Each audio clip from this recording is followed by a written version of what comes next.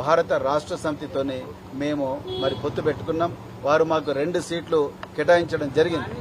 మరి ఆ 2 సీట్లు కేటాయించిన తర్వాత నిన్న అఫీషియల్గా మా కేంద్ర సమన్వయకర్త అనుమతితోనే నిన్న అఫీషియల్గా మరి ఇరు వర్గాల అప్రూవల్ వచ్చిన తర్వాతనే నిన్న మరి మేము నాగర్ కర్నూలు నియోజకవర్గం నుండి హైదరాబాద్ నియోజకవర్గం నుంచి పోటీ చేస్తామని కూడా ప్రజలకు ప్రకటించడం జరిగింది.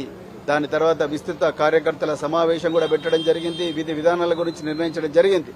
కానీ అది తెలుసుకున్న మరి అది నచ్చని భారతీయ జనతా పార్టీ నరేంద్ర మోడీ ఇవాళ నాగర్ కర్నూలుకి వచ్చిండు, నిన్న హైదరాబాద్లో ఉన్నాడు.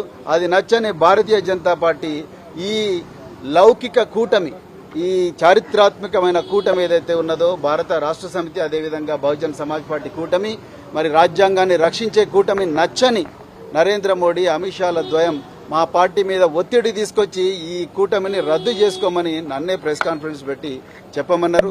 నాకు అది ఇష్టం లేదు. ఎందుకంటే మరి బహుజన్ సమాజ్ పార్టీ మాన్యశ్రీ కాన్షీరామ్ గారి నుంచి బైంజీ కుమారి మాయావతి గారి నుంచి నేటి దాకా మరి నా దాకా మేమందరం కూడా ఈ బహుజనవాదం డాక్టర్ బిఆర్ అంబేద్కర్, మహాత్మా జ్యోతిరావు ఫులే, సంత్ నారాయణ గురు మరెందరో మహనీయుల ఆలోచనల వల్ల ప్రభావితమైన మేము ఒక్కసారి మాట ఇస్తే తప్పేది ఉండదు. పొత్తు ధర్మం, కష్టాలైనా నష్టాలైనా అందరూ కలిసిపోవాలి, ఒకరికొకరు సహాయం చేసుకోవాలి. సో అదే విధంగా ఇద్దరు నడవాలి, ఎన్ని ఒడిదుడుకులు వచ్చినా కూడా నడవాలన్నదే పొత్తు ధర్మం. ఆ విధంగానే ఒప్పందం కుదిరింది.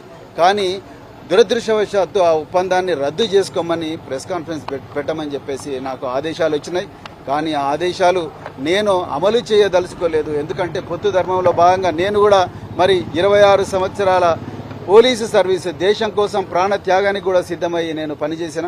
మరి బహుజన్ సమాజ్ పార్టీలో చేరినా కూడా ఎలాంటి రాజీపడని పోరాటం నేను సాగించి పార్టీ భావజాలాన్ని నేను గ్రామ ప్రజల్లోకి, రాష్ట్ర ప్రజల్లోకి మోసుకొని పోయినా.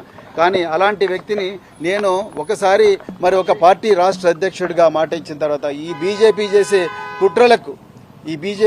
కుట్రలకు బీజేపీ రాజ్యాంగాన్ని రద్దు చేయాలన్న కుటిల పన్నాగాలకు తలొగ్గి నేను చేస్తే ఈ దేశంలో బహుజన ప్రజలకు నేను అన్యాయం చేసిన వాడిని అవుతా. అందుకొరకే నేను మరి ఈరోజు నేను రాజీనామా, బహుజన్ సమాజ్ పార్టీ సభ్యత్వానికి నేను రాజీనామా చేయడం జరిగింది.